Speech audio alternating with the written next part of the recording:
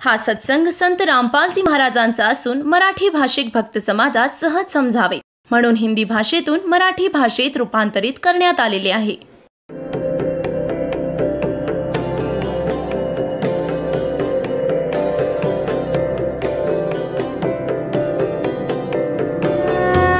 और ज्ञान सब ज्ञान डी कबीर ज्ञान सो ज्ञान और जैसे घोड़ा तोब कायम करता चले मैदान. जगद्गुरु तत्वदर्शी संत रामपालजी महाराजांचे अमृत वचन सर्व पवित्र धर्मांच्या व पवित्र शास्त्रांच्या आधारावर. याच प्रकारे जेव्हा अष्टानंदजींनी वरून येणाऱ्या प्रकाशपुंजाला पाहिले, त्यांचे डोळे त्याला सहन नाही करू शकले. डोळे बंद केले, साईडला केले, तर काय पाहिले की त्याने एक नवजात शिशु पाहिलं. एक प्रकाशरहित शरीर त्याचं, आणि त्याचाच तो प्रकाश होता. मग परत डोळे उघडले तर काय पाहिलं? तो प्रकाश एका कोपऱ्यात लहरतारा तलावात एकवटला. अंधार होता. ब्रह्ममुहूर्त म्हणजे सूर्योदय होण्यापूर्वी जवळजवळ 1.5 तास आधीची गोष्ट होती. आधीची. त्याला तर मग काही दिसले नाही. त्याच्या डोळ्यात जरूर त्याचे प्रतिबिंब बनले होते बाळाचे. ते काही वेळात संपून गेले. आता त्याने विचार केला की बाबा हे तर खूपच विलक्षण दृश्य मी पाहिलं आहे. आता भक्त साधकाला कोणती समस्या येते भक्ती मार्गात, तर तो आपल्या गुरूंकडून निवारण करून घेऊ इच्छितो. अष्टानंदजी त्यांच्या गुरूंकडे गेले, रामानंदजींच्याकडे, आपल्या शंकेचे समाधान करण्यासाठी. स्वामी रामानंदजी विष्णूजींचे पुजारी होते आणि वेदांचे प्रकांड पंडित मानले जात होते. पुराणांचे मोठे विद्वान मानले जात होते. गीता त्यांना कंठस्थ पाठ होती. आता विष्णूजींचे जे पुजारी होते ते पंडित स्वामी रामानंदजी, ते आज तर तुम्ही खूप सहजपणे समजू शकाल की मग ते किती वेदांना समजले असतील आणि किती त्याने पुराणांना जाणले असेल. तरी पण त्या आधाराने त्यावेळी ते मोठे विद्वान मानले जात होते आणि 1400 ऋषी प्रचारक बनवून ठेवले होते. त्यातले एक अष्टानंदजी पण होते. मग परमात्मा कबीरजींची कृपा झाल्यानंतर त्याने 84 अजून बनवले होते शिष्य. 1484 शिष्य होते रामानंदजींचे एकूण मिळून. तर सांगायचा भाव हा आहे की रामानंदजींना अष्टानंदाने जाऊन आपली शंका व्यक्त केली की आज मी असा एक आकाशातून येणारा प्रकाशपुंज पाहिला. माझे डोळे गुरुदेव सहन नाही करू शकले. चरमदृष्टी बंद झाली. त्यानंतर मी प्रकाशरहित एक शिशु पाहिलं. प्रकाशरहित शिशुच्या रूपाची ती प्रतिमा बनली माझ्या डोळ्यात. ती पाहिली मी प्रतिबिंब. हे काय कारण आहे मालिक मी समजू नाही शकलो. हा प्रकाश जो मी पाहिला, त्यानंतर नवजात शिशूचा आकार पाहिला, ही कोणत्या माझ्या भक्तीची उपलब्धी आहे का कोणता माझा असाच भ्रम आहे? तेव्हा स्वामी रामानंदजींनी म्हटले की वरच्या लोकातून जेव्हा कोणी अवतारगण येतात त्यांचे हे लक्षण असते आणि इथे ते काशीत कोण्या आईच्या गर्भात जन्म प्रवेश करतील. 9 महिन्यांनंतर ते परत बाहेर येतील. आता स्वामी रामानंदजींना इतकेच ज्ञान होते की त्यांचे भगवान आईपासूनच जन्म घेतात. अवतार पण आईपासून जन्म घेऊन येतात. आता गुरुजी जे शंकेचे समाधान करतात शिष्यांसाठी फायनल असते.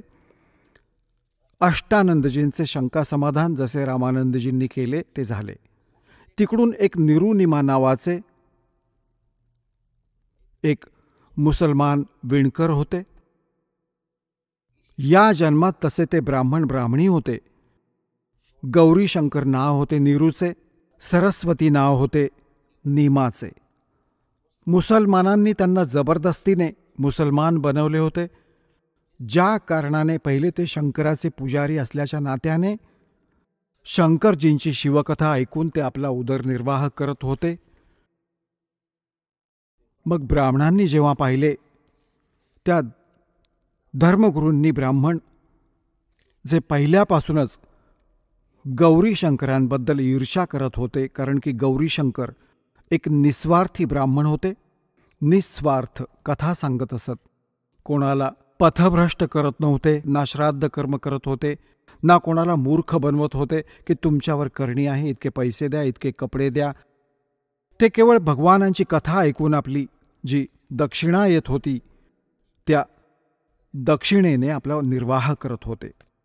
मग मुसलमान आणि दुसरे जे ते ब्राह्मण होते, जे लोकांना धोका देत होते, आपला उदरनिर्वाह चालवत होते, ते यांच्याशी ईर्ष्या करत होते, कारण की सगळे त्यांचे प्रशंसक बनले होते. ज्या कारणाने मुसलमानांनी डाव खेळला की हा जास्त प्रचार गौरीशंकर करत आहे हिंदू धर्माचा, आणि का नाही याला मुसलमान बनवूया. आणि दुसरे जे धर्मगुरू आहेत, जे जनतेला भडकवत आहेत लढण्या मरण्यासाठी, ते पहिल्यापासूनच याचे विरोधी आहेत, ते काही करणारच नाहीत. आणि असेच झाले. तर निरुनिमा गौरीशंकर सरस्वती हे यांचं नाव बदललेलं. गौरीशंकरचे नाव ठेवले नूर अली, त्याला मग निरू म्हणू लागले. आणि सरस्वतीचं नाव ठेवलं नियामत, तिला नीमा म्हणू लागले. असे बऱ्याच गावात छोटी नावे ठेवली जातात. तर निरू आणि नीमा नावाने ते प्रसिद्ध झाले. तर निरुनिमा निस्संतान होते. वय 60च्या आसपास झालं होतं. भलेही ते मुसलमान बनले होते तरी पण भगवान शंकराची आठवण त्यांना नेहमी येत असे. तर एक दिवस नीमाने विशेष त्या दिवशी स्नान, आणि त्यांना गंगेत स्नान करण्यास बंदी घातली. त्या घाटावर जिथे ब्राह्मण नाहत असत गंगेत, तर त्यांच्यासमोर प्रश्न उभा राहिला स्नान करण्याचा. रोज स्नान करणं त्यांच्यासाठी अनिवार्य होतं. तर ते पण स्नान करण्यासाठी दर दिवशी त्या लहरतारा तलावावर जात असत. ज्या दिवशी परमात्मा तिथे सतलोकातून चालत आले, कमळाच्या फुलावर लहरतारा तलावात प्रकट झाले. अष्टानंदजींनी त्यांना पाहिले. त्यानंतर त्याच दिवशी सकाळी सकाळी त्यावेळी उठून ते रोज येत असत ब्रह्ममुहूर्तावर.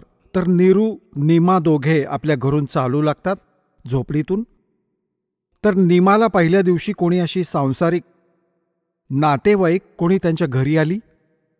तिने पण नीमाला विचारले की तुम्हाला कोणी संतती नाहीये? तर तिने म्हटले नाही, संतती नाहीये. तर या गोष्टीची चर्चा होते की संतती तर व्हायला पाहिजे होती. भगवान हे काय केले परमात्म्याने तुमच्याबरोबर? कोणी मूल असेल तर जगात आनंद आहे, नाहीतर असेच दुःखी होऊन मरायचे आहे. असा जन्म झाला नाही झाला सारखे आहे. जसे जगाचे विचार असेच असतात, परंतु परमात्म्याच्या अध्यात्म मार्गाचे याच्या उलट विचार असतात.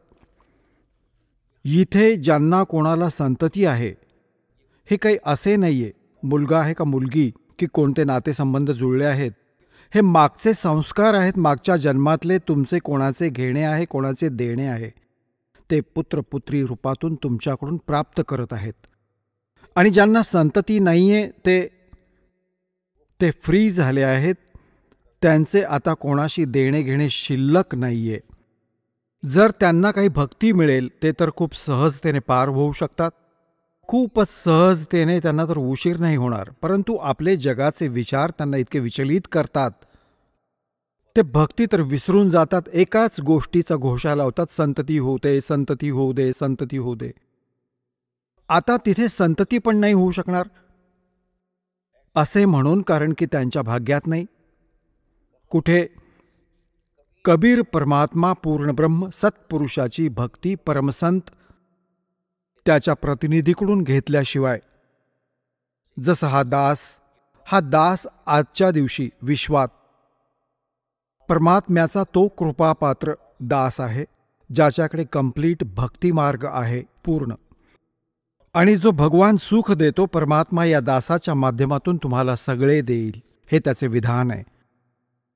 जे या दासाच्या व्यतिरिक्त किंवा परमात्मा आले होते त्यांच्या व्यतिरिक्त अन्य कुठेही भक्ती पण करत आहेत आणि त्यांना कोणती आपत्ती आहे, जशी संततीवर गोष्ट चालू आहे, तर तिथे तर संतती त्यांना मिळणारच नाही.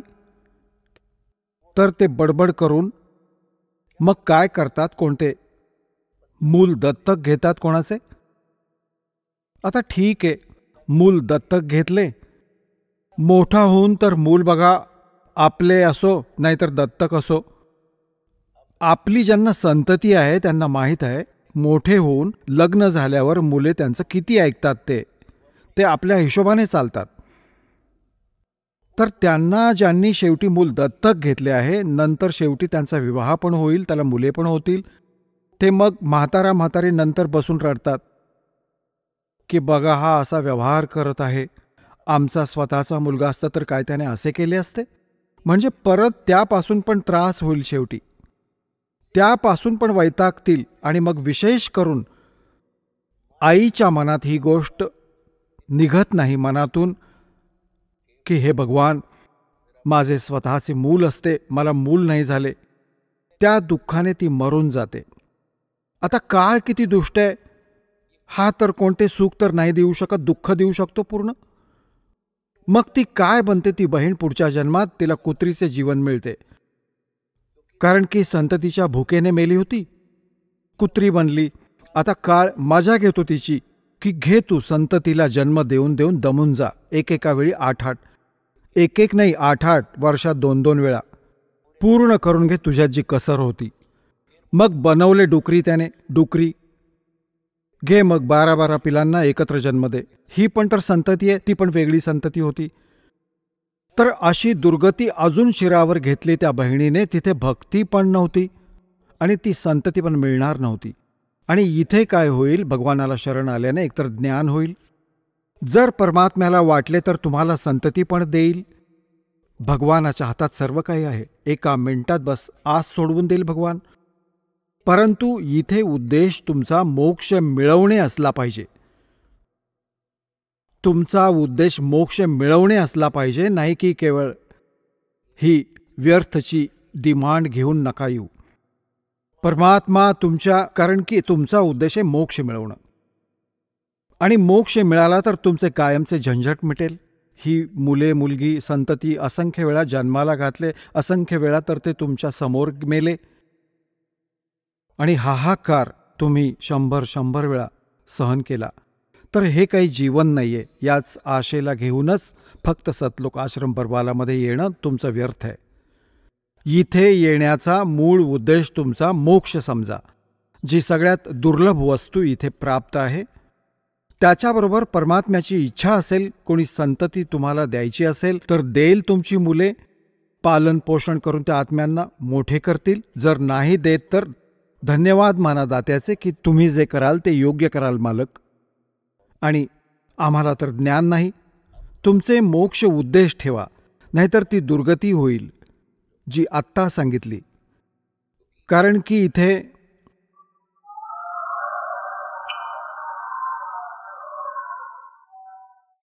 तर इथे परमात्म्याला शरण आल्यानंतर एकतर ज्ञान तुम्हाला असे निर्मळ मिळेल, शंका समाप्त होईल तुमची. असंख्य जन्म आपण जन्म घेतले, असंख्य जन्म आपण मृत्यूला प्राप्त झालो, असंख्य जन्मात नाही माहिती आपली किती किती संतती झाल्या. संतती परमात्मा देतो, धन्यवाद दात्याचे. नाही दिले तर हे समजा की आपल्यावर कृपा खूप झाली मालकांची, आपला पिच्छा सुटेल. कारण की जेव्हा तुम्ही इथून जाता संसारात तर तुम्हाला 100% 100% लोक त्या विचारांचे भेटतील, जे हे म्हणतील की बाबा संतती तर हवी होती, एक मूल तर व्हायलाच हवे होते. तर त्या बहिणीला, त्या भावाला ज्याला संतती नाहीये, त्यांना मग ते इंजेक्शन देतात आणि मग ते प्रेरित कासावीस होतात मुलांसाठी. त्यांना त्यासाठी इथे येणं अनिवार्य आहे. परमात्म्याची इच्छा असेल तर माहीत नाही किती संतती देईल. असे लोक दासाने बघितले ज्यांचे 50 वर्ष वय झाले होते, 55 वर्षांचे, तेव्हा त्यांना संतती दिली. परंतु खरी तळमळ बघून, खरी आस्था बघून की हे केवळ मुले मुली नाहीत, आता हे मोक्ष पण मागत आहेत, तेव्हा मुले देईल तुम्हाला. आणि तुम्ही केवळ मुले मुले मागाल, कधीही नाही देणार. कारण की तुम्हाला नरकात थोडेच पाठवायचे परमात्म्याला. तर तुम्हाला सगळ्यात पहिल्यांदा ज्ञान समजून घ्यायचंय. इथे हजारोंच्या संख्येने तुम्हाला दाखवून देईन की ज्यांचे 8-8 वर्ष लग्नाला झाली होती, 20-20 वर्ष झाली होती, 15-15 वर्ष झाली होती, त्यांची इच्छापूर्ती केली दात्याने. एकत्र 2-2 दिले एका वेळी. तर सांगायचा भाव हा आहे की जेव्हा तुमची आस्था इथे होईल ना की भगवान मला मोक्ष द्या, तेव्हा देईल तो. आणि जेव्हा हेच मागाल, मुलेच मुले होऊ दे आणि तुम्हाला नरकात टाकेल आणि मुलेही अशीच चूक करतील, जेलमध्ये तुम्ही पण असाल आणि ते मूल पण असेल, तर अशी परमात्मा थोडेच फाशी देईल तुमच्या गळ्याला. तर या गोष्टींवर तुम्ही खूप लक्ष देऊन विचार करायचा आहे, जे दास वचन बोलत आहे. आणि जेव्हा तुम्ही खऱ्या मनाने तुम्ही हे म्हणाल की परमात्मा मोक्ष होऊ दे आमचा, उचित समजेल तो दाता. तुम्ही तर अंतर्यामी आहात, आमच्या भविष्यात काय होणार आहे तुम्ही तुमच्या हिशोबाप्रमाणे करा. जेव्हा हृदयातून हाका माराल, मग मालक तुम्हाला सगळ्या सुविधा ज्या अनुकूल असतील त्या देईल. आता निमाला कोणी नातेवाईक येऊन तिच्या नातेवाईकाने तिला अशी गोष्ट सांगितली, ती पूर्ण रात्र कूस बदलत राहिली आणि मनात एकच मागत होती, हे भगवान एक तरी दिले असते, हे परमात्मा एक मूल दिले असते. हे शंकर भगवान, काय तुमच्या घरी मुलांची कमतरता आहे? तुम्ही तर महादेव आहात, सगळ्यांचे मालक आहात, काही पण करू शकता. आपला पती नीरू बरोबर जाऊ लागली निमा. नीरूने म्हटले की निमा रडू नकोस, वृद्ध अवस्था होत आहे, रडून डोळे पण खराब होतील, संतती आपल्याला नाहीये, कोणी म्हातारपणी बोट पकडणारा पण नाहीये, तर डोळे अजून फोडून घेशील. जर आपल्या नशिबात असते तर भगवान शंकराने आपल्याला अवश्य प्रदान केले असते. आता आपल्या भाग्यात नाहीये, तर तू का परत परत भगवानाला याचना करून तुझे डोळे खराब करतेस? असे म्हणत म्हणत ते पोहोचले तिथे जिथे परमात्मा प्रकट झाले होते, कमळाच्या फुलावर. ते गेले होते स्नान करायला. आधी निमा स्नान करून आली. अंधार होता, सूर्योदय होण्यापूर्वी 1.5 तास. जूनचा महिना, म्हणजे 4 वाजायच्या आसपास. निमा स्नान करून सरोवरातून बाहेर आली आणि नीरू स्नान करायला आत गेला. जेव्हा निमा ज्या वस्त्राला गुंडाळून नाहून आली होती, त्या कपड्याला धुण्यासाठी परत गेली. किनाऱ्यावर, सरोवराच्या किनाऱ्यावर, तर काय पाहिलं की त्यावेळपर्यंत थोडं थोडं उजाडायला लागलं होतं. कमळाच्या फुलावर परमात्मा नवजात शिशूच्या रूपात आपल्या एका पायाला हलवत होते. निमाने पाहिले कोणती वस्तू हलत आहे समोर सरोवरात, आणि सोबत तिचा पती स्नान करत होता. तिला शंका वाटली की कदाचित कोणता साप आहे. फणा काढून जेव्हा तिने लक्षपूर्वक पाहिले, तेव्हा पाहिले की बाळ आहे आणि कमळाच्या फुलावर बालक, छोटंसं नवजात शिशू. तिने आपल्या पतीला म्हटले, अहो बघा बघा, कमळाच्या फुलावर एक बाळ आहे, त्याला उचला नाही तर बुडून जाईल. आता नीरू स्नान करत आहे असं. तर तो म्हणू लागला, निमा तू पूर्ण मेंटल झालीस, आता तुला पाण्यात पण बालक दिसू लागलंय.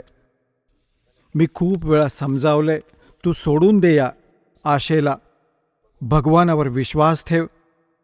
तर तिने परत जोरात म्हटले की अहो बघा, मी खरंच सांगत आहे, बघा समोर बघा. जेव्हा त्याने तिचा तळमळीचा आवाज ऐकला, नीरूने जिकडे ती संकेत करत होती तिकडे लक्ष दिले, तर काय पाहिले, एक नवजात मूल कमळाच्या फुलावर. त्याने कमळासहित तोडले, फुलासहित तोडून आपल्या पत्नीकडे सोपवले. आता निमा त्या बाळाला घेऊन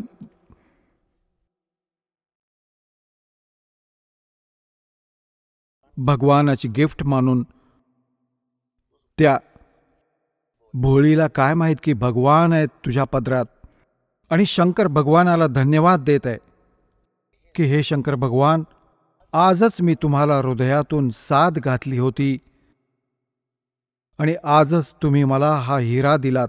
हे परमात्मा, शतशः आभार आहेत तुमचे. आणि खूप प्रेम करते आपल्या मुलाप्रमाणे. कधी पापा घेई, कधी लाड करे, कपाळाचा पापा घेई बाळाच्या. आता नीरू स्नान करून बाहेर आला तेव्हा त्याने विचार केला की बाबा जगातले लोक विचारतील की कुठून आणले. आपण सांगितले जर कमळाच्या फुलावर मिळाले तर लोकांना विश्वास नाही होणार की कमळाच्या फुलावर बालक होऊच नाही शकणार. तू कोणाचे चोरून आणले आहेस, ती आई रडत असेल, तिला परत देऊन ये. चल आमच्याबरोबर कोणाचं आहे. ते आपल्याला मारतील पण, नगर पण सोडायला लावतील आणि बाळ पण काढून घेतील. कारण की आत्ता तर आपल्याला जबरदस्ती मुसलमान बनवले गेले होते. मुसलमानात तर आपली कोणती नातीगोती विशेष नाहीत. हिंदू आपला तिरस्कार करतात, आपला कोणी सोबती नाही. या सगळ्या विचारांनी प्रभावित होऊन त्याने आपल्या पत्नीला म्हटले की नीमा, या बाळाला इथेच ठेव, यातच आपले भले आहे. सगळी गोष्ट सांगितली की असे होऊ शकते, असे होऊ शकते, असे होऊ शकते. नीमाने म्हटले की मी या बाळाला सोडू नाही शकत, मरू शकते. नाही माहीत या बाळाने माझ्यावर काय जादू केली आहे, मी याच्याशिवाय एक क्षण नाही राहणार.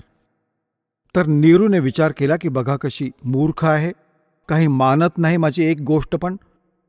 हा हट्ट करायला लागली आहे कारण की मी हिच्या सगळ्या गोष्टी मानत राहिलो, कारण की हा विचार करून की हिला मूल नाहीये, ही दुःखी नको व्हायला, तिच्या प्रत्येक गोष्टीला मी मानत राहिलो आहे. आज ही जिद्दी झाली आहे. तर त्याने म्हटले की तू असा हट्ट करू लागली आहेस,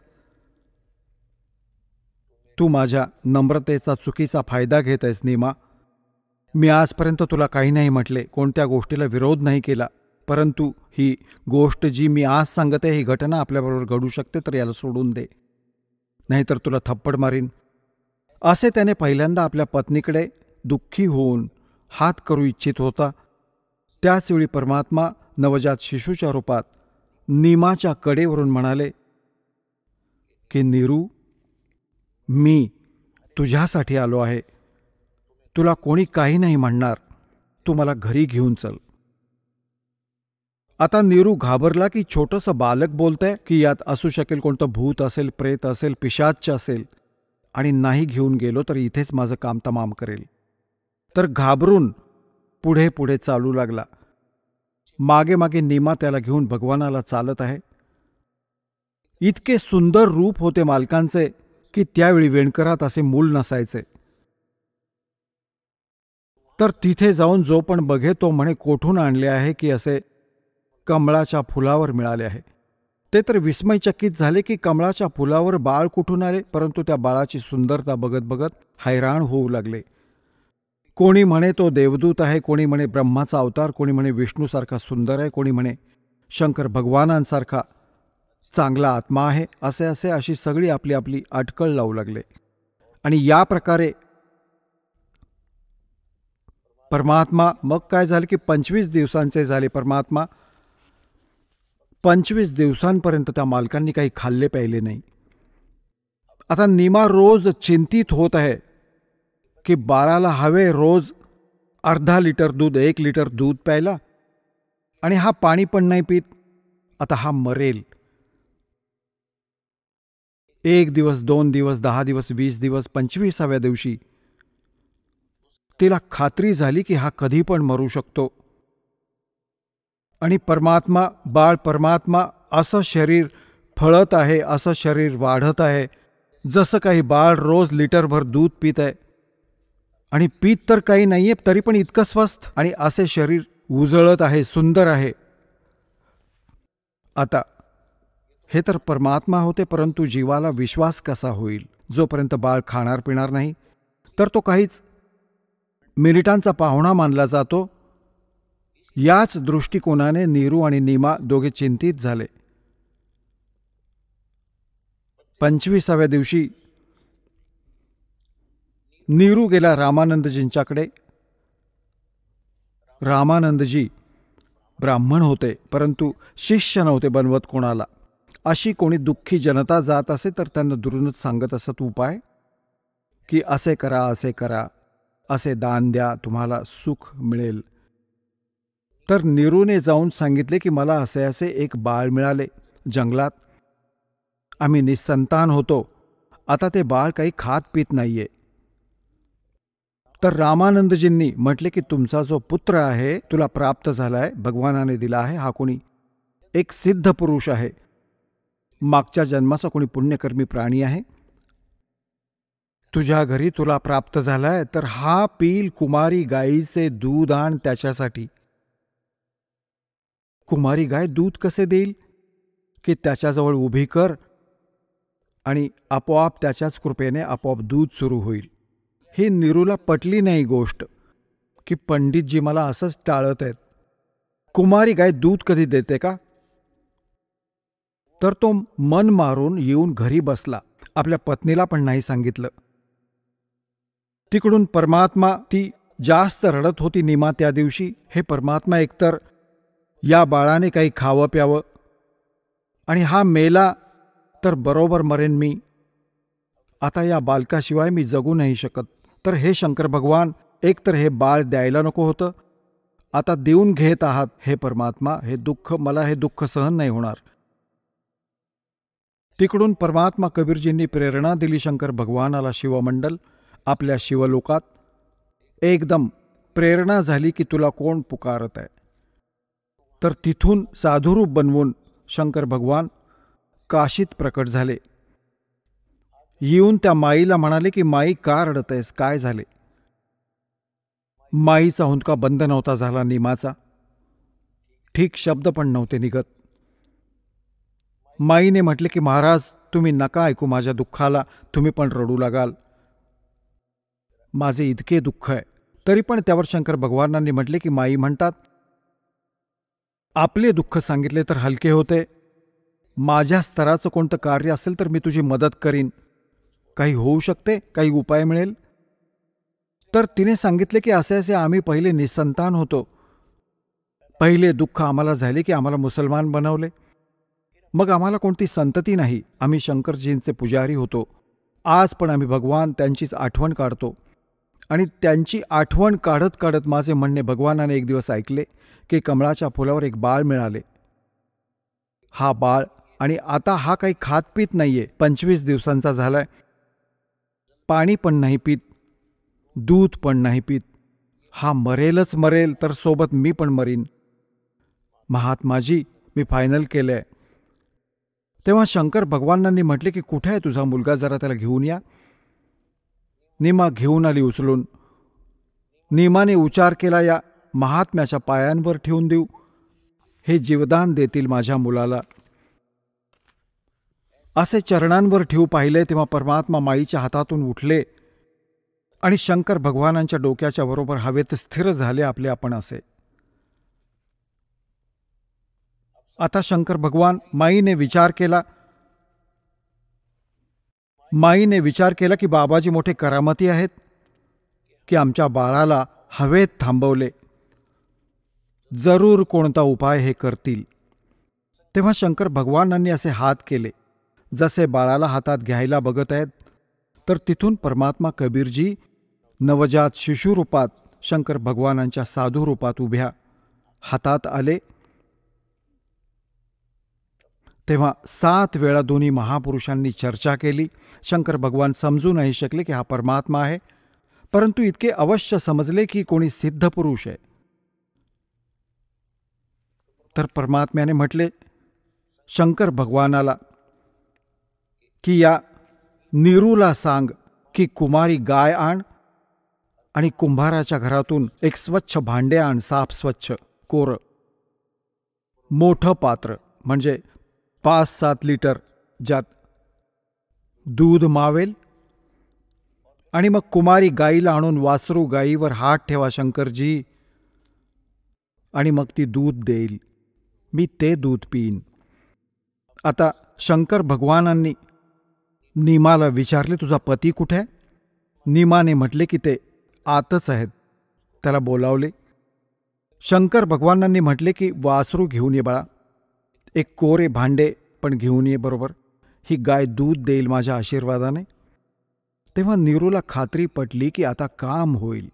रामानंदजी पण हेच म्हणत होते आणि सोबत हे महात्माजी पण हीच गोष्ट सांगत आहेत, तर काम होईल. तर एक वासरू कालवड घेऊन आला, एक भांडे घेऊन आला. भांडे धुवून बोलले की हिच्या खाली बस. आचळांच्या खाली घेऊन बसला. शंकर भगवानाने आशीर्वाद दिला तर दूध आपोआप लांब लांब आचळ झाली आणि दुधाची धार वाहू लागली. ते भांडे भरून गेले. आता परमात्म्याला दिले दूध, परमात्म्याने गटागटा दूध प्यायले. सतलोकातून दूध पाठवलं होतं भगवानाने, आपले सतलोकातून मागवलं कुमारी गायीच्या पवित्र पशूच्या शरीरात. तर हे आजपासून 600 वर्ष पहिले परमात्म्याने ही लीला केली होती. आणि ती लीला सर्वच्या सर्व धर्मदासजींनी, जी लीला मालकांनी केली होती, जी गोष्ट झाली होती, जे ज्ञान दिले होते. एक धर्मदास नावाचे लालाजी होते, शेठ होते. ते पण पहिले हिंदू धर्मात जन्मल्यामुळे राम आणि कृष्णाचे पुजारी होते. परमात्म्याच्या ज्ञानाने परिचित होऊन परमात्म्याला सचखंड सतलोकात बघून ते संतुष्ट झाले होते की हा कबीर जो धाणक आहे तोच परमात्मा आहे. त्यानंतर त्याने त्यांच्या ज्या काही घटना घडल्या होत्या, ऐकल्या होत्या, मालकांनी सांगितल्या होत्या, त्या सगळ्या लिहिल्या. आजपासून 600 वर्ष पहिले ही लीला कबीर भगवानाने केली होती. आणि ऋग्वेद मंडल नंबर 9 आणि सूक्त 1 मंत्र 9 मध्ये हेच प्रमाण आहे की परमात्मा 8 आणि 9 मध्ये 2 श्लोक आहेत, 8 आणि 9. 8 मध्ये हे प्रमाण आहे की परमात्मा 3 प्रकारच्या शरीरांना धारण करून सगळ्यांची देखभाल करतो. मग 9व्या श्लोक मंत्रात हे सांगितलंय की जेव्हा परमात्मा शिशुरूप धारण करून येतो, त्याच्या पालन पोषणाची बालपणी, लहानपणी, बाल अवस्थेत शिशुरूपधारी परमात्म्याच्या पालन पोषणाची लीला कुमारी गायींद्वारे होते. आता पुण्यात्म्यांनो, तुम्ही वेदांना योग्य मानता. वेदांना कोणी हे म्हणणार पृथ्वीवर नाही की हे चूक आहेत.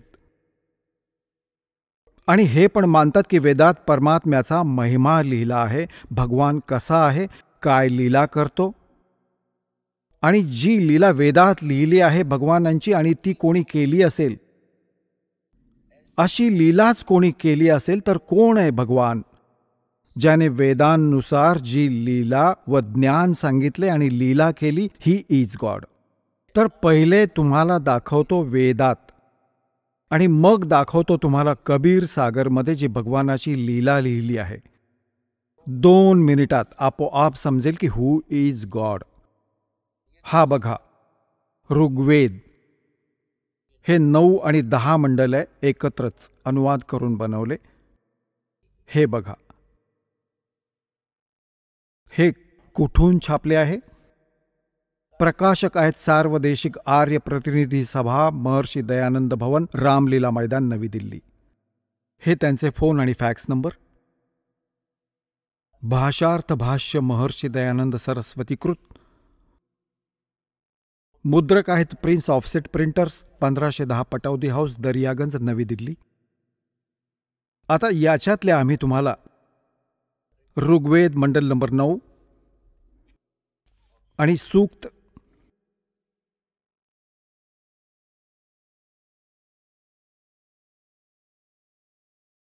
हे आहे ऋग्वेद मंडल 9वे मंडल आणि हे प्रथम सूक्त आहे. आणि यात इथून सुरू होतो पहिला मंत्र. इथे सगळीकडे सोम म्हणजे परमात्मा लिहिले आहे, हे लक्षात ठेवा. सोम म्हणजे सौम्य स्वभाव परमात्मन, सोम म्हणजे परमात्मा, शीतल स्वभावाचा भगवान. सोम ठीक आहे, संस्कृत आहे, कारण हा मूळ पाठात सोम शब्द आहे, हा अक्षर आहे. आता इथून चालत चालत हा परमात्म्याचा महिमा आहे सगळा.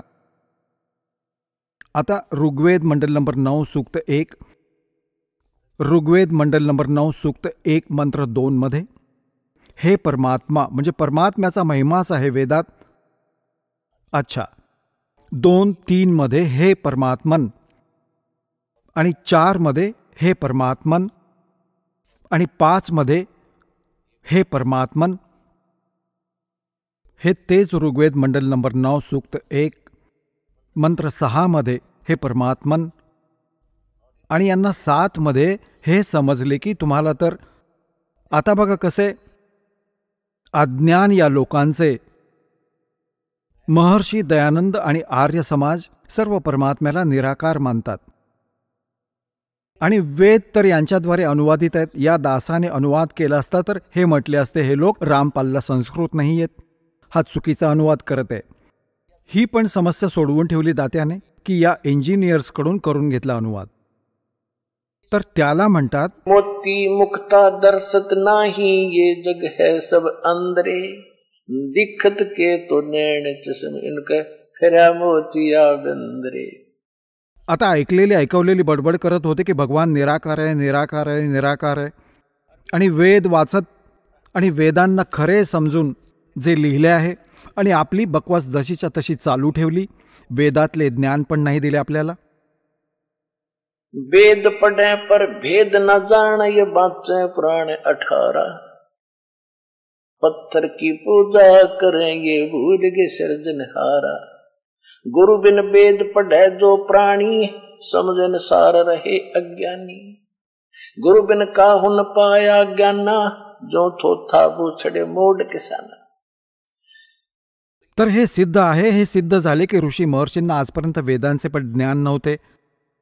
वेदांचे ज्ञान होईल कसे? गुरूंशिवाय ज्ञान नाही होऊ शकत. यांना गुरु पण नव्हते भेटले, कारण की कोणी गुरु नव्हताच.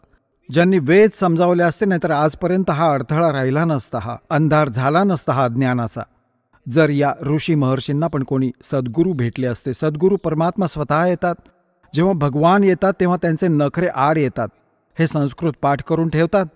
आपल्या संस्कृतच्या आधारानेच आपल्या स्वतःला उच्च मानून बसले. ज्ञानाच्या आधाराने हे पूर्णतः झिरो होते हे लोक. आता याचेच प्रमाण तुमच्या समोर आहे बघा. आता 7व्या मंत्रात या अनुवाद करता आर्य समाजाच्या महर्षी दयानंदाच्या त्यांच्या शिष्यांच्या डोक्यात आले. आत्तापर्यंत परमात्म्याचा महिमा सांगत होते. आता इथे यांनी ते पुरुष लिहिणे चालू केले की सामान्य माणूस पुरुष म्हणजे मनुष्य समजतो आणि संस्कृतमध्ये पुरुष म्हणजे परमात्मा होते. आणि यांना पुरुष यासाठी म्हणतात मनुष्याला, कारण की परमात्म्याच्याच सारखा, परमात्म्याचे असे रूप आहे मनुष्यासारखे, परंतु त्यांचे जे शरीर आहे ते अविनाशी तत्वाचे बनले आहे. ते कधी नाश नाही होत. आणि आपले हे 5 तत्वांपासून बनलेला पुतळा नाशवान आहे. परमात्म्याचा चेहरा असा आहे जसा मनुष्याचा, यासाठी मनुष्याला पुरुष म्हणू लागले. आता इथे बघा 9व्या अध्यायात ऋग्वेद मंडल नंबर 9 सूक्त 1 मंत्र 6 पर्यंत परमात्मा बरोबर लिहित राहिले. आणि इथे बघा 7व्यात लिहिले त्या पुरुषाला. आता पुरुष म्हणजे परमात्माच होते. हे दयानंदांच्या शब्दात तुम्हाला सिद्ध करून दाखवतो. एक यजुर्वेदाचा अनुवाद केला आहे महर्षी दयानंदाने. हे बघा, हा महर्षी दयानंदजी द्वाराच याचा अनुवाद आहे. आणि हे प्रकाशक पण आर्य सार्वदेशिक आर्य प्रतिनिधी सभा 2/5 महर्षी दयानंद भवन, रामलीला मैदान, नवी दिल्लीहून. आर्य भाषा भाष्य महर्षी दयानंद सरस्वती कृत, हे तिथूनच प्रकाशित आहे. याच्या 40व्या अध्यायाच्या शेवटच्या मंत्रात 17व्या मंत्रात हे बघा, हा आहे चत्वारिशोध्याय म्हणजे 40वा अध्याय यजुर्वेदाचा. याचा हा 17वा मंत्र आहे, शेवटचा मंत्र आहे. यात एक पुरुष शब्द आहे, पुरुष. आता बघा पुण्यात्म्यांनो, वेद ज्ञान आणि गीता ज्ञान ब्रह्मने दिलंय. ब्रह्मने आधी तर स्वतःचा महिमा सांगितलाय, माझी भक्ती करा, माझे ओम नाम आहे.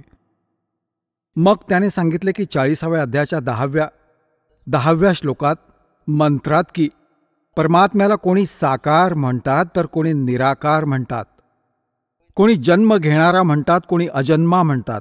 त्याची माहिती तत्वदर्शी संत सांगतात, त्यांच्याकडून ऐका. आता या ऋषींना तत्वदर्शी संत भेटला नाही. आपली अटकळ लावून त्यांनी असा तसाच अनुवाद केला. तो तुमच्या समोर आहे. तर 40व्या अध्यायाच्या 17व्या श्लोकात हा वेद ज्ञानदाता काय म्हणतो की तो परमात्मा तर परोक्ष आहे, गुप्त आहे, त्याच्या बाबतीत कोणी नाही जाणत. ते तत्वदर्शी संत सांगतात, त्यांना विचारा. आणि स्वतःचा महिमा सांगतो की मी ब्रह्म आहे, माझा ओम मंत्र आहे. हे बघा 40व्या अध्यायाचा 17वा श्लोक. हा म्हणतो खम ब्रह्म ओम. आणि इथे आहे हे बघा, हे मनुष्यासारखे हिरण्यमयेन म्हणजे ज्योती स्वरूपी रक्षक, माझ्याकडून म्हणजे ज्योती स्वरूपी म्हणजे काळ आहे. मग हा सांगत आहे की मज ज्योती स्वरूपी रक्षक माझ्याकडून अविनाशी यथार्थ कारणाने आच्छादित मुखाप्रमाणे तुल्य उत्तम अंगाचा प्रकाश केला जातो, जो वह प्राण व सूर्य मंडलात पुरुष म्हणजे पूर्ण परमात्मा आहे. यांच्याच शब्दात आपल्याला पुरुषचा अर्थ बघायचा आहे. पुरुष म्हणजे पूर्ण परमात्मा आहे. वह परोक्ष रूप, तो तर परोक्ष आहे. याने अनुवाद थोडासा उलटसुलट केलाय. मग हे म्हणतो अहम मी, तो तर परमात्मा गुप्त आहे.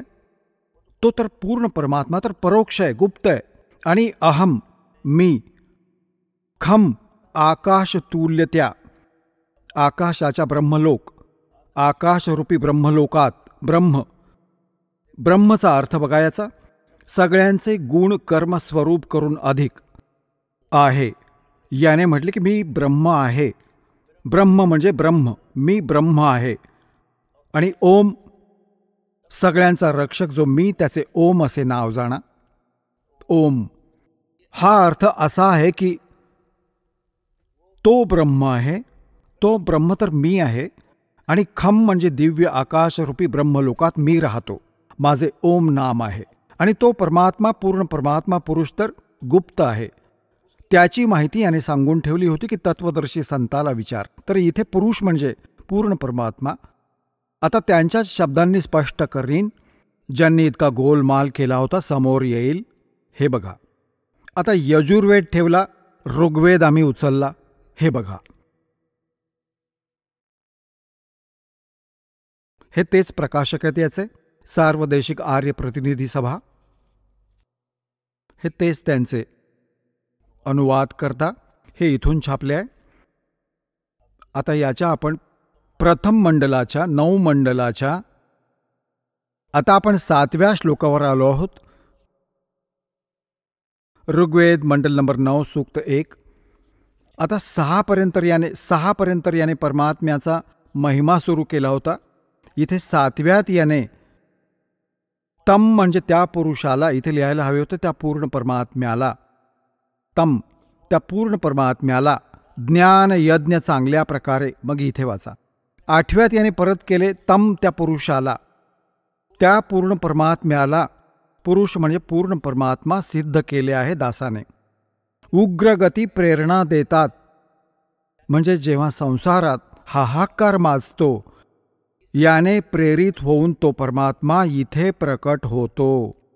हे आपले सगळे सद्ग्रंथ सांगतात आणि हे गीता पण सांगते, वेद सांगत आहेत. हे बघा, हे गोंधळू पाहत होते पण गोंधळून गेलो नाही. आता आपण शिक्षित झालो.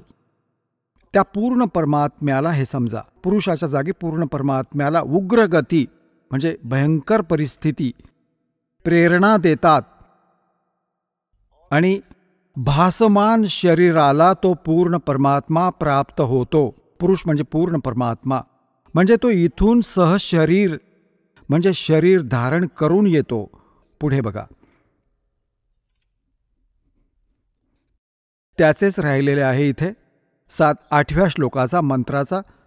ऋग्वेद मंडल नंबर 9 सूक्त 1 आपण 8वा वाचत आहोत. ज्यात जो शरीर प्राप्त करतो, ज्या 3 प्रकारांनी दुसऱ्यांचे वारण म्हणजे कल्याण करणारा मधुमय शरीर मिळते, तो परमात्मा 3 प्रकारच्या शरीराने आपली देखभाल करतो. आणि जेव्हा उग्रगती प्रेरणा देतात, तेव्हा तो परमात्मा इथे एक सुंदर शरीर प्राप्त करून प्रकट होतो. पुढे बघा, 9व्यात क्लिअर होते. ऋग्वेद मंडल नंबर 9 सूक्त 1चा मंत्र. 8 आपण वाचला, आता 9वा बघा. हा 9वा श्लोक मंत्र आहे. अभि इमम अधन्या उत्शृणंती धेनवः शिशुम. हे शिशुम लिहिले आहे, शिशुरूप धारण. सोम सोम इंद्राय पातवे यांच्याच शब्दात अनुवाद वाचूया. इमम म्हणजे या किंवा त्या, सोम म्हणजे परमात्मा पूर्ण पुरुषाला, त्या पूर्ण परमात्म्याला. सोम म्हणजे हे वाचले, यांच्या शब्दात सोम म्हणजे पण परमात्मा लिहिलंय. इथे बघा पहिल्या मंत्रात की सोम म्हणजे परमात्मा, हे बघा परमात्मन, तर आम्ही तुम्हाला अशा प्रकारे दास सिद्ध करेल की अडाण्यातला अडाणी जर थोडंसं पण अक्षरज्ञान जाणत असेल लगेच समजेल यांच्या हेराफेरीला आणि सत्य समोर येईल. हे बघा आता आपण आलो ऋग्वेद मंडल नंबर 9 सूक्त मंत्र 9 वर, सूक्त 1च्या मंत्र 9 वर. इमम म्हणजे सोम म्हणजे त्या परमात्म्याला, पुरुष म्हणजे पूर्ण परमात्मा समजू आपण, याने पण आपण सिद्ध करू, केलंच आहे. त्या पूर्ण परमात्म्याला शिशुम कुमार अवस्थेतच सर्व प्रकारे अधन्या अधन्या धेनवहा म्हणजे गायी, अहिंसनीय काय होतं, अधन्या म्हणजे विना धनाई, अभि म्हणजे पूर्ण रूपाने, अधन्याचा अर्थ आहे जी बैलाने सांडाने टच पण नाही केले आहे, कुमारी. आता असे हरियाणात आपल्या गायीला जिने गर्भधारण नाही केलेला तर तिला म्हणतात ही विनाधनाई आहे, अधन्या विनाधनाई. याचप्रमाणे हे वेद सांगत आहेत की अधन्या धेनवाहा श्रीणंती. अधन्या म्हणजे पूर्ण रूपाने जिला सांडने बैलाने टच पण नाही केलेलं, त्या गायींच्या द्वारे त्या नवजात शिशुरूपात प्रकट परमात्म्याच्या पालन पोषणाची लीला होते. त्या गायी परमात्म्याला तृप्त करतात. वेद सांगत आहे बघा, त्या सौम्य स्वभावाच्या परमात्म्याला, पुरुषाला, परमात्म्याला जो शिशुरूप धारण करून प्रकट होतो, याचा अर्थ हा होतो असा. आणि सर्व प्रकारे अधन्या म्हणजे कुमारी गाय, धेनवहा म्हणजे गायी तृप्त करतात. या इंजिनियर्सच्याच अनुवादात सिद्ध झाले की त्या परमात्म्याला जो शिशुरूप धारण करून इथे प्रकट होतो लीलामय शरीरात, जो 3 प्रकारे आपली इथे देखभाल करतो. एकतर वरती राहतो तेव्हा एकदम तेजोमय शरीर धारण करतो, इथे येतो हलके तेजपुंज शरीर धारण करतो. त्यामध्ये पण 2 प्रकार आहेत इथे जेव्हा येतो. एकतर असे शिशुरूप धारण करून प्रत्येक युगात प्रारंभी एक लीला करतात. त्यानंतर मग तिसरा जो प्रकार आहे तो कधीही कुठेही एक जिंदा महात्मा किंवा ऋषी किंवा साधू संताचे रूप घेऊन कुठेही प्रकट होऊन आपल्या भक्तांना आशीर्वाद देतात, त्यांना भक्ती मार्गावर आणतात, त्यांच्या संकटांना पण दूर करतात. असे जे जिंदा महात्म्याच्या रूपात 3ऱ्या प्रकारच्या शरीराने मालक येतात, तर ते कलियुगात खूप महापुरुषांना याच रूपात भेटले, जिंदा महात्म्याचे रूप घेऊन. तर आता जो प्रसंग चालू आहे, आता हे तर वेदाने प्रूव्ह केले, सिद्ध केले, प्रमाणित केले की परमात्मा जेव्हा शिशुरूप धारण करून इथे प्रकट होतो तर त्यावेळी कुमारी गाय त्याचे पालन पोषण करते. म्हणजे कुमारी गाय दूध देते तेव्हा तो परमात्मा पितो. आता ही लीला केली कोणी? ना श्रीरामाने केली, ना कृष्णजींनी केली, ना कोणत्या अन्य देवतांनी आजपर्यंत. सांगा कोणाच्या इतिहासात असेल तर ज्याने वेदांनुसार लीला केली ही इज गॉड. आता तुम्हाला दाखवतो कबीर सागर. हा बघा पवित्र कबीर सागर. 600 वर्षांपूर्वी हा लिहिला गेला होता. परमात्म्याच्या वेळेसच धर्मदासजींनी लिहिला होता. खेमराज श्रीकृष्णदास प्रकाशन मुंबई.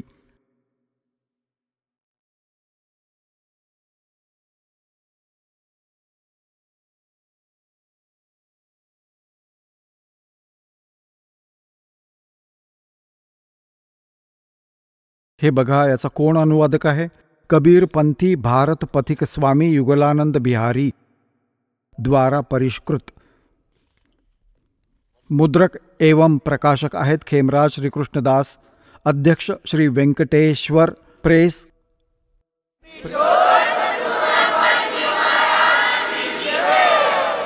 चला आता आपण त्या श्रद्धाळूंचे अनुभव जाणून घेऊया ज्यांनी जगद्गुरु तत्वदर्शी संत रामपालजी महाराजांकडून नामदीक्षा प्राप्त केलेली आहे, तसेच त्यांच्याद्वारे सांगितलेल्या भक्ती मार्गावर चालत आहेत. नमस्कार सतसाहेब. आपलं नाव? पद्मिनी सुभाष निकम. आपण कुठून आलात? मिलिटरी ऑफ हिंगे, तालुका जिल्हा सातारा इथून आले. आपला व्यवसाय काय आहे? घरकाम. संत रामपालजी महाराजांची गुरुदीक्षा आपण कधी घेतली? संत रामपालजी महाराजांची गुरुदीक्षा 2013ला घेतली. 8/10/2013ला नामदीक्षा घेतली. संत रामपालजी महाराजांची गुरुदीक्षा घेण्याअगोदर आपण व आपला परिवार कोणती भक्ती साधना करत होतात? मी बचपन से ही कृष्णाची भक्ती करत होती. गोकुळ अष्टमीला जायची, घरी कृष्णाची पुस्तकं वाचायची, हरिविजय ग्रंथ वाचायची, पुन्हा हरिपाठ हर रोज हरिपाठ म्हणायची. पुन्हा नंतर मी संत ज्ञानेश्वर महाराजांची पारायणं 8-8 दिवस गावगाव जाऊन शिन करायचं, सप्ताह करायचा, सत्संग ऐकायचा, कीर्तनाला जायचं, म्हणजे अशा प्रकारची भक्ती चालू होती. ज्ञानेश्वर माऊलींचं गावगाव जाऊन शिनी पारायणं करायची. पुन्हा मी ब्रह्माकुमारीमध्ये 13 वर्ष पंथात जोडली गेली व तिथं रोज सुबह 4 बजे योग शिकवला होता. मला योग म्हणायचा. ओमची भक्ती आम्हाला दिली होती ब्रह्माकुमारीमध्ये. रोज आम्ही मुरली ऐकायला जायचो. पुन्हा मी मधुबनला पण गेली.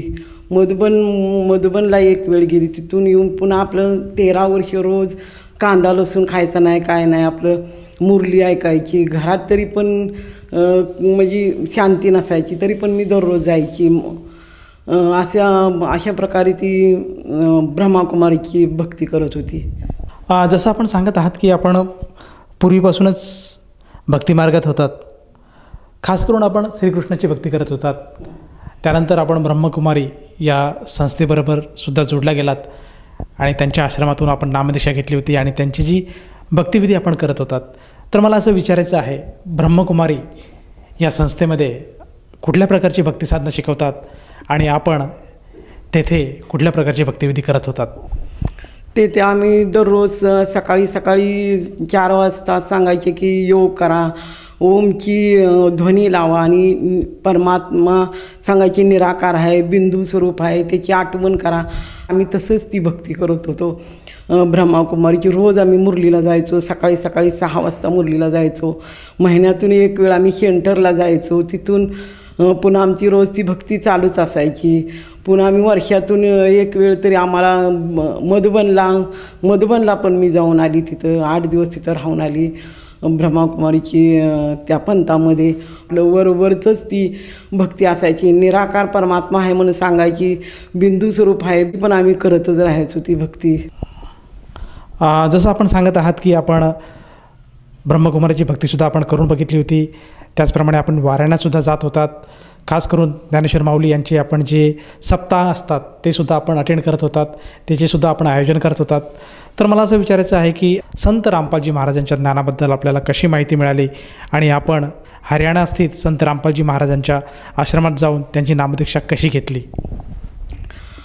एक दिवस काय झालं, माझी ती मुरली आमच्या घरच्या लोकांनी म्हणली मुरलीला जायचं नाही, काय नाही, अशी भक्ती माझी सोडून दिली. तर एक दिवस काय झालं, सर्वजण झोपलेली होती. तर मला जाग आली. मी म्हटलं की परमात्मा तू मला कसा भेटणार, असंच जीवन जाणार.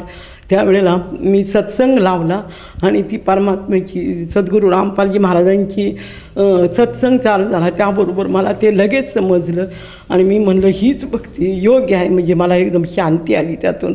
पुन्हा मग मी ती रोज सत्संग बघत होती. नंतर SMS बरवालामध्ये SMS केला. तिथून आम्हाला ते ज्ञानगंगा पुस्तक आलं. पुस्तक पोस्टमॅनने एकदम पावसात ठेवलं होतं, भर मोठ्या पावसात, परंतु त्या पुस्तकाला काहीसुद्धा झालं नाही. मी ती पुस्तक भेटल्या हृदयाशी लावून 2 दिवसात ते पुस्तक वाचून काढलं. त्यातलं मला सगळं ज्ञान परमात्म्यानं सांगितलं, कळलं मला त्यातलं ज्ञान. मग नंतर मी म्हटलं की बरवाल्याला जायचे, मला नामदीक्षा घ्यायचे. मला भक्ती म्हणून एवढं काही कळत नव्हतं, पण म्हटलं गुरुजींच्या भेटीला जायचे म्हणून आम्ही दोघंजणी गुरुजींच्या भेटीला गेलो. तिथं 2013 साली आणि सद्गुरू रामपालजी महाराजांच्या भेटीसाठी आम्ही तिथं गेलो. गुरुजींची तिथं आम्ही सद्गुरू रामपालजी महाराजांच्या आश्रममध्ये गेल्यावर आमचा पहिल्यांदा फॉर्म भरला. आम्हाला नियम सर्व सांगितले सद्गुरू रामपालजी महाराजांचे. पुन्हा आम्हाला सद्गुरू रामपालजी महाराजांचे ते प्रथम मंत्र गुरुजींनी आम्हाला दिला. जसं आपण सांगत आहात की संत रामपालजी महाराजांचे जे काही सत्संग आहेत ते आपण टी व्हीवर ऐकलेत. त्याचप्रमाणे टी व्हीवर आपण ज्ञानगंगा हे पुस्तकसुद्धा SMS करून मागवलं आणि त्या पुस्तकाचं आपण अध्ययन केलं आणि त्या अध्यायातनं आपल्याला असं जाणवलं की आपण संत रामपालजी महाराजांची भक्ती स्वीकारायला हवी. आणि त्या अनुषंगाने आपण बरवाला स्थित संत रामपालजी महाराजांच्या आश्रमात गेलात आणि तेथे संत रामपालजी महाराजांची सद्भक्ती स्वीकारली. तर मला असं विचारायचं आहे, जेव्हा आपण संत रामपालजी महाराजांची गुरुदीक्षा घेतली त्यानंतर आपल्याला व आपल्या परिवाराला काय काय लाभ प्राप्त झालेत? संत रामपालजी महाराजांची आम्ही गुरुदीक्षा घेतल्यानंतर खूपच लाभ झाले. आमचे भगतजी असध्य अशा आजाराने पीडित होते, त्यांना पण तो आजार त्यांचा बरा होऊन परमात्म्याने त्यांच्यावर दया करून त्यांना प्रथम मंत्र दिला, सतनाम दिलं. हा मोठा लाभ झाला. आणि 84 लक्ष योनीचा फेरा चुकवून आम्हाला मोक्षाला जाण्याचा मार्ग सद्गुरू रामपालजी महाराजांनी आम्हाला दाखवला. हा तर एकदम मोठाच आध्यात्मिक लाभ आहे. पुन्हा माझ्या मुलीचं कानाचं ऑपरेशन करायला डॉक्टरांनी सांगितलं होतं, तर ते डॉक्टरकडे गेल्यावर डॉक्टर म्हणले काहीच कानाला झालं नाही, ते एकदम व्यवस्थितच कान झाला आणि ती मुलगी आता व्यवस्थित आहे. माझा परिवार सगळा स्वस्थ आहे, मी पण स्वस्थ आहे. ज्या वेळेला मी आश्रममध्ये गेली त्यावेळेला गुरुजींना म्हणलं माझा हात दुखतोय, उजवा हात दुखत होता, तर गुरुजींनी मला म्हणले भक्ती कर बेटा, ठीक हो जाएगा, उसी दिन से मेरा आज तक हाथ दर्द नहीं हुआ. हे मला मोठा लाभ झाला. एक दिवस गुरुपौर्णिमे दिवशी आम्ही वॉकिंगला चाललो होतो, तर तिथं 100 फुटावरच आमच्याजवळच सिंह आला. लोकांना वाटलं की खोटंच आहे हे, दुसरा काय प्राणी असेल, परंतु नाही. आम्हाला आमचे भगतजी, आम्ही दोघं होतो आणि एक शेजारचं कुत्रं आलं होतं, तर ती कुत्रं भुका लागल्यावर मी म्हटलं की बघा काय आहे म्हणून बघितलं तर सिंह होता आणि त्यानं आमच्याकडंच तोंड केलं होतं. तर गुरुपौर्णिमा दिवशीच सकाळी आमचं मंत्र पण चालू होतं त्यावेळेला, तर ती आम्हाला तनिक भीती वाटली नाही. तो सिंह माघारी पळून गेला आणि आम्ही स्वस्त असं घरी आलो. आम्हाला हे मोठा लाभ झाला. जसं आपण सांगत आहात की संत रामपालजी महाराजांची नामदीक्षा घेतल्यानंतर, त्यांच्याकडनं जो गुरुमंत्र आपण घेतल्यानंतर आपल्याला व आपल्या परिवाराला बरेचसे लाभ प्राप्त झालेत. तर ह्या अनुषंगाने आपण आपल्यासारखे जे आपले आप्तेष्ट आहेत, जे आपले जो परिवार आहे आपला, त्याचप्रमाणे जे आपले नातेवाईक आहेत, आप्तेष्ट आहेत आणि जो भगत समाज आज आपल्याला टी व्हीवर बघत आहेत, त्यांना उद्देशून आपण काय संदेश द्याल? मी एक प्रार्थनाच करू शकते आहे. संदेश तर परमात्मा ही देतात. बऱ्याचशा चॅनलवर सत्संग येतात, ते तुम्ही रोज बघा आणि त्यातील ज्ञान तुम्हाला पटलं तर तुम्ही ते घ्या आणि माझं जसं कल्याण झालं तसं तुमचं होऊ द्या. जसं आपण सांगत आहात की आज भगत समाजाने, प्रत्येक श्रद्धाळूने संत रामपालजी महाराजांचे सत्संग बघायला हवेत. त्याचप्रमाणे त्यांचं जे ज्ञानगंगा हे पुस्तक आहे ते सुद्धा त्यांनी वाचायला हवं आणि त्यातलं ज्ञान आपल्या धर्मग्रंथाशी जुळून बघायला हवं. आणि जर त्याला ते जाणवत असेल तर त्या व्यक्तीने संत रामपालजी महाराजांची नामदीक्षा घेऊन आपल्या जीवनाचं कल्याण करायला हवं. तर ह्या अनुषंगाने जर एखाद्या साधकाला वाटलं की आपणसुद्धा संत रामपालजी महाराजांची ज्ञानदीक्षा घ्यायला पाहिजे किंवा त्यांच्याकडनं आपण बोध घेतला पाहिजे, तर तो व्यक्ती संत रामपालजी महाराजांची नामदीक्षा कशी घेऊ शकेल? आपल्या टी व्हीवर फोन नंबर येतात, तिथं तुम्ही चौकशी करून नामदान केंद्र कुठं आहे तिथं तुम्ही फोन लावा आणि तिथून तुम्ही निःशुल्क नामदीक्षा घेऊ शकता. धन्यवाद. सत साहेब.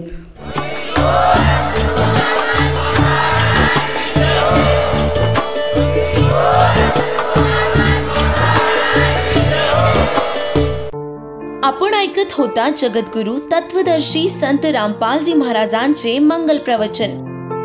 निःशुल्क नामदीक्षा प्राप्त करण्यासाठी आणि अधिक माहितीसाठी संपर्क करा 7030303951 7030303952.